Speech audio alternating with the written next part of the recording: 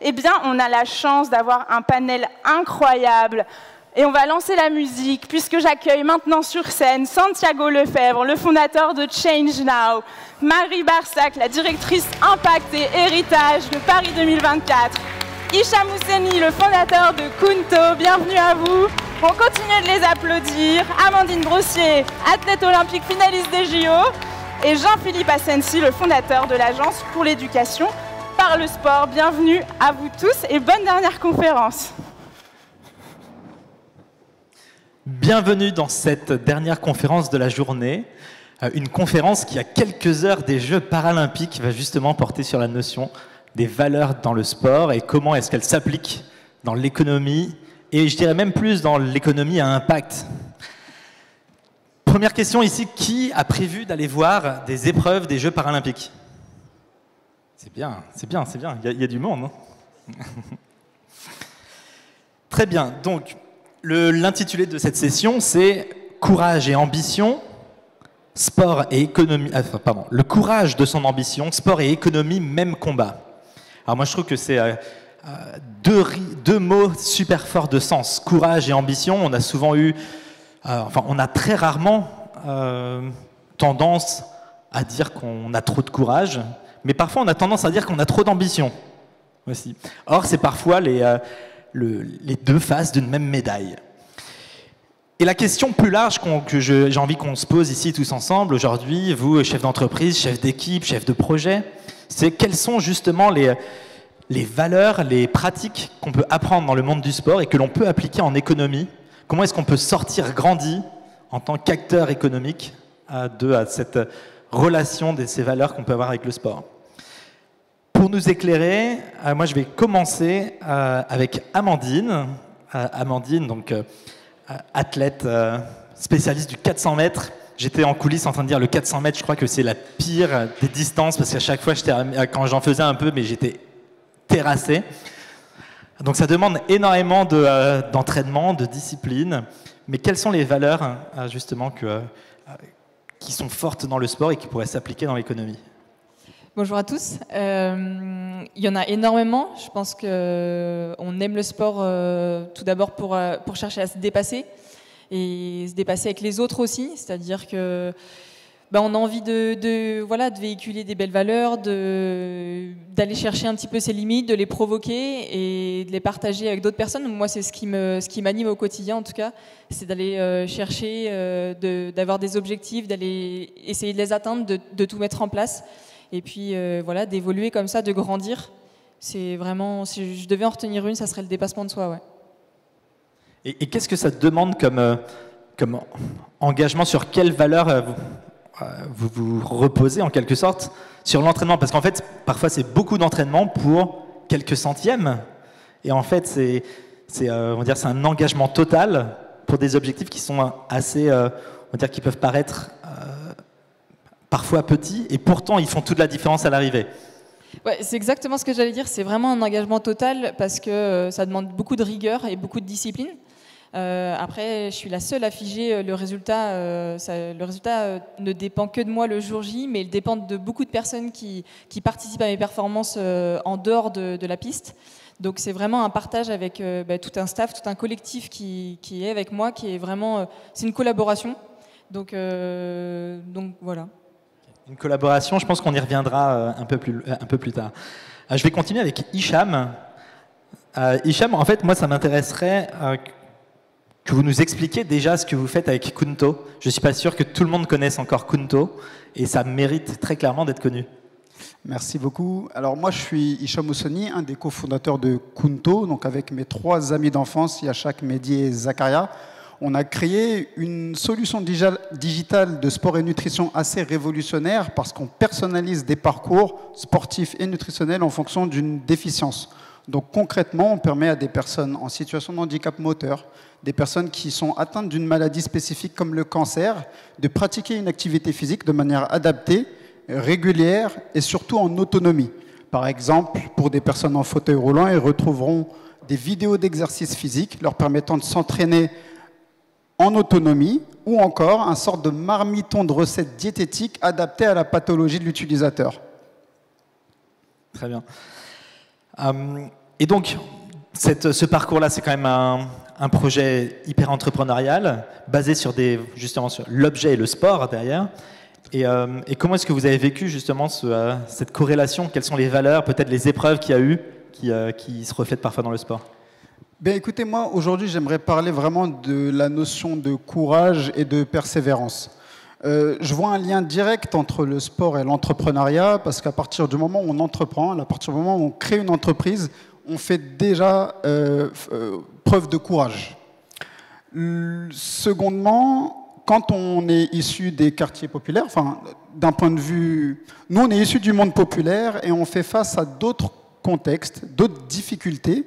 Et là où, encore, on a dû faire preuve de courage et de persévérance pour pouvoir atteindre les victoires, les petites victoires où on en est aujourd'hui.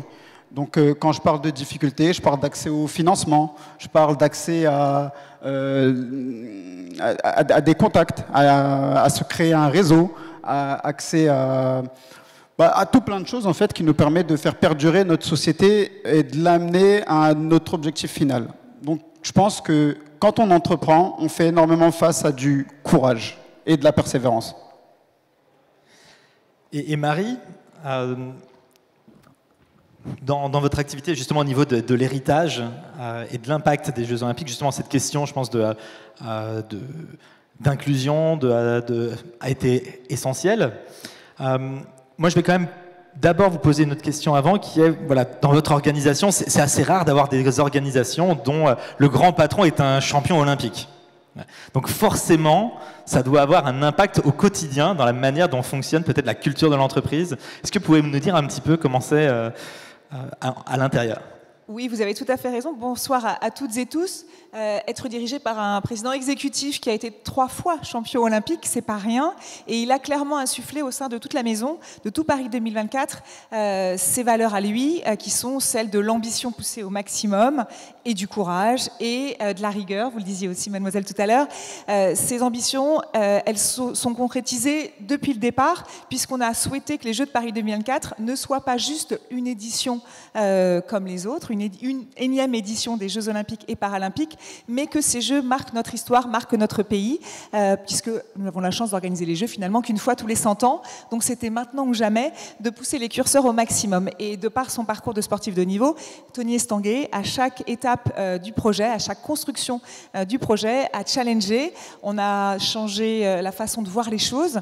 Et je pense que pour les entreprises, c'est une expérience intéressante à partager, parce que finalement, on n'est pas allé vers la facilité. On n'a pas pris les cahiers des charges du Comité international olympique ou du Comité paralympique international et on a appliqué ces cahiers des charges. On a challengé chacun des moments de l'organisation des Jeux pour voir comment on pouvait faire différemment pour justement être plus ambitieux et pour changer la donne, pour vraiment marquer un avant, un après, pour proposer un nouveau modèle d'organisation des Jeux avec un objectif très clair et assumé, de jeux qui soient à la fois spectaculaires, et je crois qu'on en a eu un bel exemple avec les Jeux Olympiques, et ça ne va pas tarder avec les Jeux Paralympiques, mais aussi des jeux responsables, parce que finalement, si on organise les Jeux, c'est pas seulement pour les clients des Jeux Olympiques, qui sont les fédérations internationales, ou le CIO et l'IPC, parce qu'on organise 42 championnats du monde. Finalement, c'est pas tant ça, les clients. Pour nous, les clients, c'est les Français, et c'est les spectateurs qui vont venir aux Jeux, c'est ceux qui vont être devant leur télévision pour regarder les Jeux.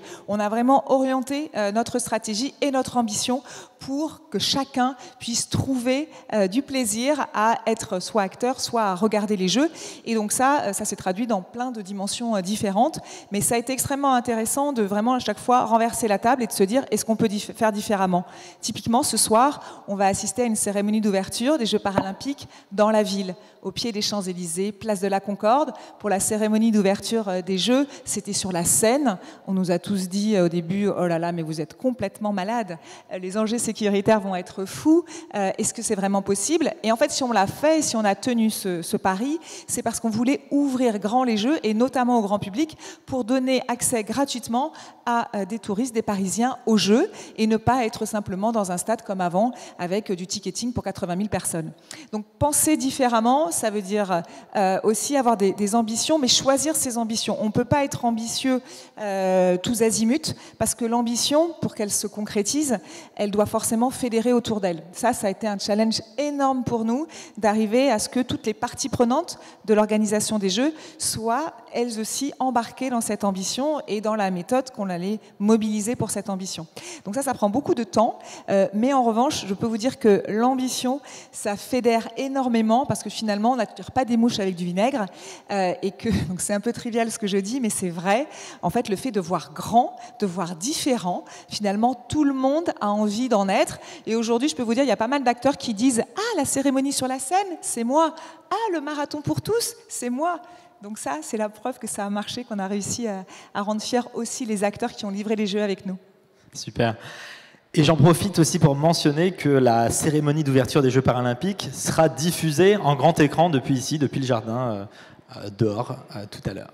Voilà, comme ça, on peut continuer de profiter de ce spectacle après. Je voudrais qu'on s'arrête un tout petit instant sur la notion d'héritage aussi. Parce que voilà, héritage, c'est un terme qu'on a beaucoup entendu parler, dont on a beaucoup entendu parler, et en même temps, qui, je pense, n'a pas toujours été bien compris. C'est-à-dire que pour moi, l'héritage des Jeux Olympiques, c'était le fait de laisser une nouvelle piscine, par exemple. C'était des infrastructures. Et en fait, c'est presque pas du tout ça, en fait. La plus grande partie de l'héritage, elle est immatérielle. Il est immatériel. Est-ce que vous pouvez nous en dire un peu plus ? Oui, eh bien c'est exactement ça. On casse les codes, on transforme cette notion d'héritage pour la rendre beaucoup plus immatérielle et surtout pour que l'héritage que l'on va laisser, il ait deux dimensions. À la fois qu'il ait généré un impact positif, un impact social avant même l'organisation des Jeux, et je vais y revenir, mais aussi que cet héritage donc, dure dans le temps, mais surtout sur des enjeux de société. Nous, on a vraiment pris ce parti de consacrer des moyens, parce que c'est aussi un choix politique et une ambition, que de mobiliser des fonds pour laisser un héritage important de l'organisation des Jeux. En général, dans les éditions précédentes, l'héritage, c'est la variable d'ajustement. On a toujours des ambitions dingues au début, et puis au fur et à mesure, on a quand même besoin de livrer le 100 mètres, la compétition de taekwondo ou d'escrime, et donc au final, on vient rogner sur l'héritage. À Paris 2024, on a sanctuarisé un budget de 50 millions sur l'héritage, et on a aussi appelé nos parties prenantes à contribuer à ce budget pour le maximiser. Ça, c'était extrêmement important. Et du coup, ça nous a permis de penser différemment. Alors, il y a quand même un peu d'héritage matériel, mais là aussi, il a été pensé différemment. On a déjà cherché à se dire, si on doit avoir un héritage matériel, il doit d'abord répondre aux besoins d'un territoire, aux besoins d'une population. Et là, on a choisi la Seine-Saint-Denis, et c'est pour ça qu'on a choisi de construire 2 villages, parce qu'il y a des besoins de logement en Seine-Saint-Denis, et que la construction du village des athlètes, du village des médias,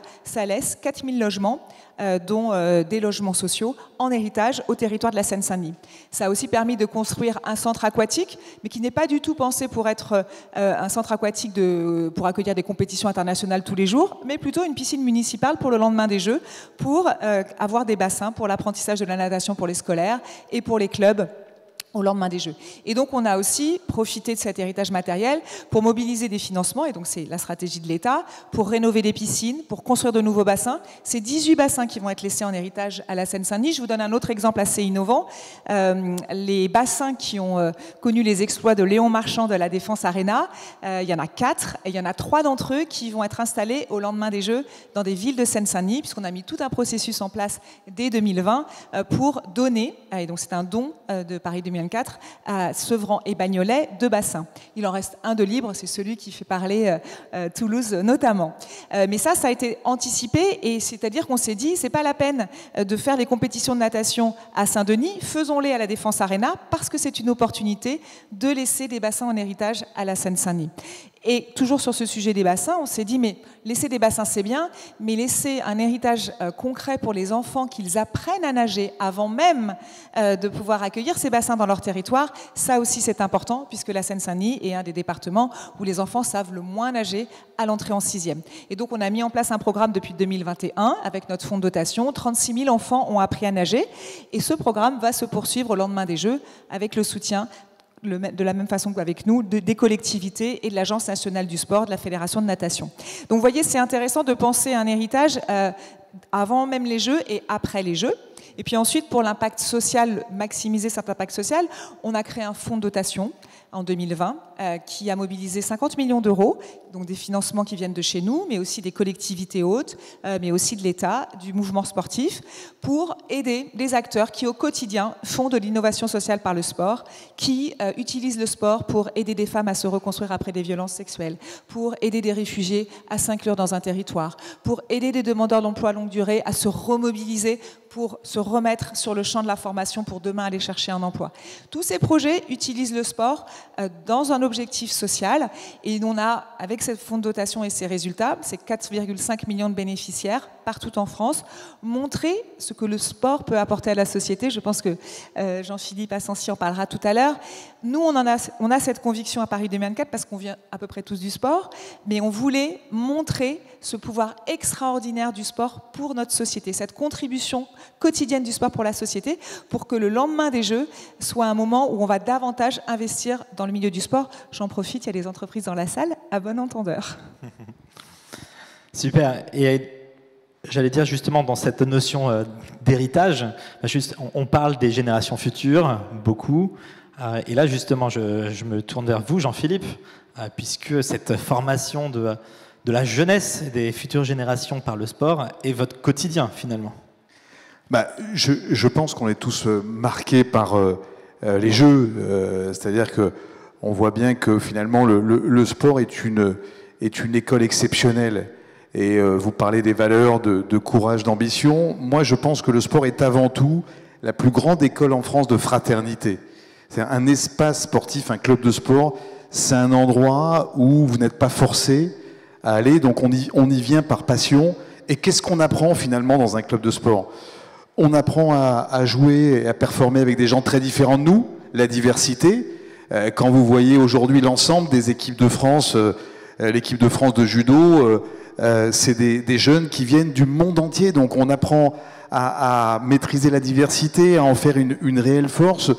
On apprend le lien social dans le sport beaucoup plus qu'ailleurs. Vous avez des gens, des bénévoles qui s'occupent d'enfants qui ne sont pas les leurs. 3,5 millions, c'est absolument colossal. Donc nous, on s'est appuyé sur ces valeurs. Il y a aussi le défi permanent. C'est que quand vous êtes dans un club de sport, toutes les semaines, vous préparez un match, etc. Que vous soyez champion olympique ou champion départemental, comme c'était mon cas, vous avez la même attention de la préparation. Donc ce que vous apprenez finalement dans un club de sport, c'est immense.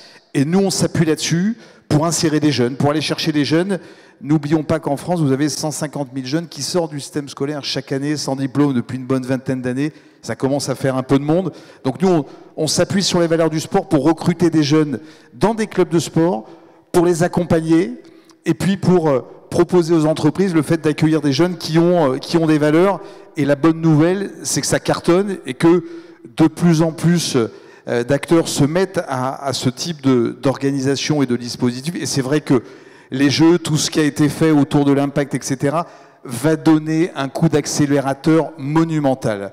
Mais il faut y aller et il faut tous se mettre en place pour que la place du sport dans cette société soit beaucoup plus forte. Et si on veut développer ces valeurs dans une organisation ou dans l'économie au sens large, il faut commencer par où ? Qu'est-ce qu'il faut faire ? Partout. Il faut peut-être, nous, avec certains acteurs, on réfléchit à lancer un grand plan pour la jeunesse.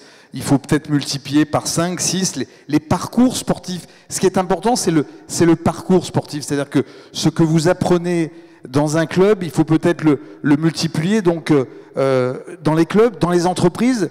Peut-être que demain, il y a des alliances nouvelles entre des entreprises et des clubs. Moi, je dis aux entreprises qui sont dans la salle, allez contacter les clubs. C'est peut-être demain des espaces de recrutement hors normes. C'est peut-être aussi une nouvelle façon de manager. Regardez la fraternité qu'il peut y avoir dans les équipes de sport co ou dans les sports individuels. Voilà, il y a un mode de fonctionnement, un management qui est peut-être un petit peu différent, qui pourrait aujourd'hui dans les entreprises se développer. Vous savez, moi, je suis un enfant, comme beaucoup d'entre nous, des clubs de sport. Et je trouve que le club est un miracle incroyable. Et si on a eu autant de résultats, c'est parce qu'on a un réseau de clubs. Le judo, c'est 6000 clubs en France. On a un réseau de clubs incroyable. Et le club de sport est une cellule complètement moderne. Et pourquoi je dis que c'est un miracle? Parce qu'il y a un engagement personnel des gens. On peut performer dans un club. Enfin, le lien entreprise et club, moi j'y crois énormément parce qu'on a beaucoup de choses à apporter aux entreprises. Et peut-être que c'est aussi une possibilité de trouver des financements. On en parlait avec Marie. On dit que demain, il va falloir trouver, de toute façon, si on veut que le sport se développe beaucoup plus dans notre pays, les bienfaits du sport, il va falloir trouver des moyens. Il va falloir trouver des moyens pour accompagner des coachs, pour former des jeunes, pour donner une place beaucoup plus forte du champ sportif sur l'accompagnement des jeunes. Et finalement, à quoi peut servir le sport? Il y a différents objectifs, mais moi je pense que le sport, il sert aussi pour chacun d'entre nous à trouver sa place. Le parcours sportif, il aide chacun d'entre nous à trouver sa place dans la société.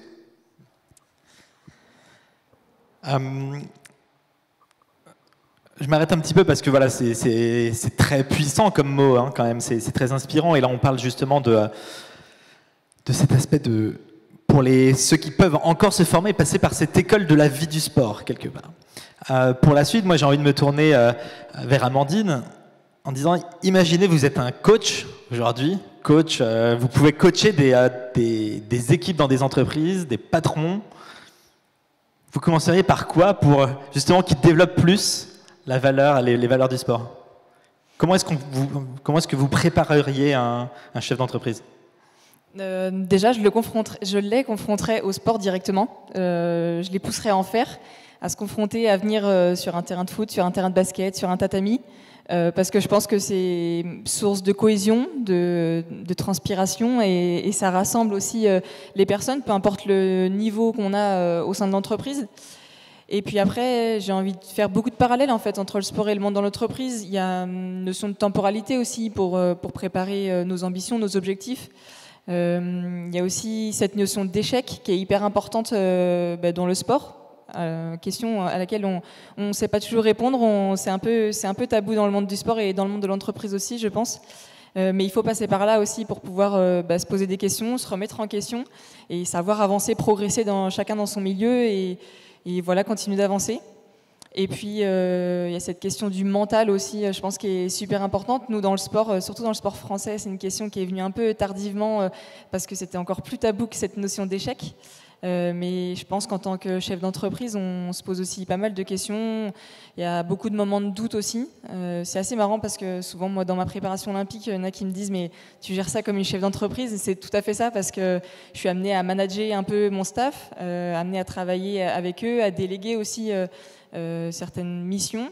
Et voilà, il y a beaucoup de parallèles à faire et je pense que le sport peut être une porte d'entrée aussi par le biais du jeu. À véhiculer d'autres valeurs et à innover un petit peu dans le monde de l'entreprise. Vous parliez justement du rôle du staff. En fait, derrière le sport, il y a souvent des aventures collectives. C'est-à-dire que je pense qu'on a souvent en tête que le sport est avant tout concurrentiel et compétitif, ce qui est en partie vrai. Mais en même temps, derrière ça, il y a aussi beaucoup de collaboration. Moi, on parlait avec des champions de voile qui faisaient les Jeux Olympiques, qui s'entraînaient avec plusieurs pays ensemble parce qu'ils apprenaient les uns des autres. Et en fait, ça, c'est des choses qu'on ne voit pas. Et on a tendance à faire le même raccourci dans le monde économique. Le monde économique est très concurrentiel. Et pour autant, il y a une vraie place, si on veut faire avancer les choses, pour la coopération. Donc, question pour vous, Hicham, pour moi, c'est quelle est la place justement de cette collaboration, du faire ensemble dans ce que vous faites avec Kunto? Oui. J'aimerais juste rebondir sur ce qui a été dit juste avant parce que je trouvais ça super intéressant. Si vous voulez développer dans vos organisations ces valeurs du sport, il y a quelque chose d'hyper simple. En réalité, vous pouvez vous inspirer du parcours d'un athlète paralympique pour pouvoir innover au sein de vos entreprises. Parce que c'est des personnes qui innovent constamment pour atteindre la performance. Et je pense que c'est vraiment l'idéal. En plus, cette année, c'est les JOP. N'hésitez pas à sponsoriser des athlètes, regardez leur quotidien, parce que ça va vous permettre d'avoir de l'audace pour mieux innover et mieux amener vos projets d'inclusion au sein de vos entreprises. Donc ça, c'était vraiment ce que je voulais rebondir parce que je trouvais ça super intéressant ce que tu disais tout à l'heure. Maintenant, moi, ce que j'aimerais, c'est aussi démythifier la notion de sport. Souvent, le sport, il est souvent pris comme de la performance. Ce n'est pas forcément le cas. Le sport, c'est aussi le bien-être. C'est aussi le fait de prendre soin de soi. C'est aussi tout simplement de l'activité physique. C'est la solution non médicamenteuse la plus efficace pour lutter contre la maladie et ça doit être accessible à tout le monde. Donc, mesdames et messieurs, vous êtes peut-être des chefs d'entreprise, n'hésitez pas à investir dans le bien-être de vos collaborateurs et de vos salariés.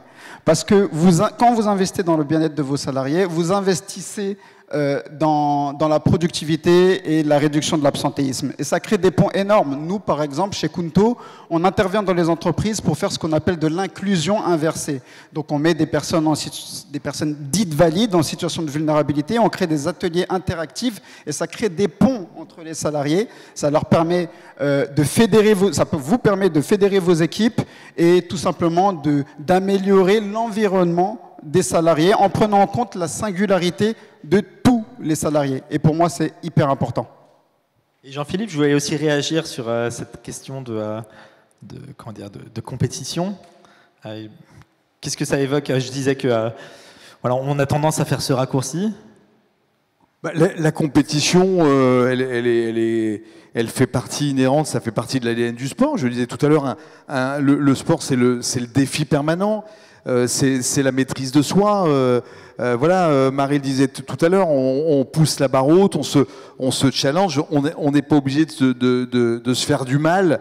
Est-ce que vous avez eu l'impression que tous nos champions, ils se sont fait du mal en allant chercher des médailles olympiques? C'est le défi de soi, toujours dans le respect des autres. Non, moi, je suis pas de ceux qui disent que voilà, le sport, c'est la compétition, c'est les oppositions, etc. C'est aussi tout le contraire. C'est aussi beaucoup de bienveillance. Je veux dire, on est... Jean-Claude Perrin, avec qui j'ai monté la PELS, dit toujours, en France, on est un pays d'éducateurs. Le réseau faramineux des clubs, vous avez des éducateurs. Et la priorité, croyez-moi, la priorité des coachs, c'est aussi d'éduquer, c'est aussi d'accompagner les gens, c'est toute cette bienveillance. Donc c'est peut-être une idée reçue, et je pense qu'on a beaucoup de choses à apporter au monde de l'entreprise. Et je pense qu'il faut un vrai Big Bang dans les prochaines semaines de la place du sport dans la société qui est largement sous-estimée. Super. Le temps file, donc je vais poser une dernière question rapide à Amandine et après vous aurez le mot de la fin, Marie. Amandine, on parle toujours du collectif. Est-ce que vous préférez faire le 400 seul ou en relais? C'est horrible comme question de devoir choisir. Alors, je dirais qu'en tant qu'ancienne basketteuse, puisque j'ai fait du basket de mes 6 ans à mes 19 ans avant de commencer l'athlé, très tardivement du coup, c'est vrai que j'aime bien le relais pour ce côté collectif, pour ce côté challengeant, et parce que je trouve que c'est encore plus difficile en fait de performer en équipe, parce que du coup la performance elle dépend pas uniquement de moi. Et pour ce côté un peu défi à relever, je dirais que je préfère le relais, même si le 400 c'est tout aussi palpitant, mais on va dire que je mets ma performance individuelle au service du collectif, et ça c'est vraiment quelque chose de super cool, en équipe de France en tout cas. Et puis en fait de savourer avec d'autres personnes qui se sont battues à mes côtés, ça fait d'autant plus plaisir que de savourer une victoire personnelle. Donc voilà. Super. Et Marie, donc pour finir, moi j'avais une question qui était sur... voilà, on est au milieu des Jeux Olympiques, mais ça a été une aventure humaine et collective extrêmement longue finalement pour en arriver là. Mais ma question elle est toute simple, c'est comment est-ce qu'on fait pour continuer à porter la flamme après les Jeux Olympiques? Alors oui, c'est vrai que notre travail nous va bientôt se terminer. Le comité d'organisation va fermer dans pas très longtemps, mais pour autant, on a pensé vraiment à l'après-avant. Ça a été vraiment une stratégie, et on a beaucoup de choses à léguer et à donner en termes de méthode. Et pour nous, ça a été le plus important dans des domaines très différents, et on n'attendait pas forcément Paris 2024. Comme je vous le disais tout à l'heure, on a challengé tous les enjeux, et on a voulu vraiment organiser des jeux responsables. Je vais vous donner un exemple. Des jeux responsables, pour nous, ça s'est traduit sur les enjeux environnementaux, sociaux, économiques. On a mis par exemple une stratégie d'achat à l'échelle de nos 2,5 milliards d'achats quand même, hyper pushy et ambitieuse pour générer cet impact positif, avec en amont d'abord l'économie circulaire. 90% des objets qu'on utilise pour organiser les Jeux Olympiques et Paralympiques ont déjà une destination au lendemain des Jeux. Pourquoi ? Parce que soit on a loué, soit on a mis à disposition, soit on a trouvé des solutions avant avec les prestataires. Donc déjà, ça c'est important parce que ça veut dire, et ça, je rebondis sur les tables rondes que j'ai entendues précédemment, il y a des solutions pour peu qu'on mette ça au cœur de sa stratégie d'achat. La deuxième question qu'on posait dans nos appels d'offres, c'est qu'est-ce que vous faites pour réduire l'impact carbone ? La troisième question, c'est qu'est-ce que vous faites pour les demandeurs d'emploi ? Qu'est-ce que vous faites pour les personnes en situation de handicap ? Et enfin, cinquième question, qu'est-ce que vous faites pour générer un impact local ? Eh bien, avec ces 5 questions dans tous nos appels d'offres qui étaient notés et qui faisaient partie du coup de la notation pour remporter le marché, on a obligé les entreprises à regarder ce qui se passait du côté des acteurs qui, eux, génèrent de l'emploi pour des personnes en situation de handicap, pour des personnes éloignées de l'emploi, qui travaillent dans les territoires comme la Seine-Saint-Denis ou la région Île-de-France pour générer un impact local. Et donc, du coup, on a fait travailler les acteurs les uns avec les autres. On a permis à 600 ESS, entreprises de l'économie sociale et solidaire, de remporter les marchés des Jeux. Au village des athlètes, je ne sais pas si tu le sais Amandine, mais c'était que des personnes demandeurs d'emploi de longue durée ou en situation de handicap qui géraient les laveries solidaires du village, et elles l'ont fait, et elles l'ont bien fait. C'est aussi 82% de nos attributaires de nos marchés qui sont des TPE-PME, donc ça veut dire qu'en France, sur un projet de 7 ans à 2,5 milliards, on peut compter presque exclusivement sur les TPE-PME, et ça c'est quand même une bonne nouvelle. Donc moi, je crois que notre aventure se termine là, mais en tout cas, on a réalisé quelques démonstrateurs qui peuvent inspirer l'avenir d'autres acteurs pour montrer que c'est possible, pour peu qu'on ait le courage de ses ambitions. Eh bien, merci à tous les 4. Je pense qu'on peut les applaudir. Merci d'avoir partagé, d'avoir justement exprimé toutes ces valeurs. Merci.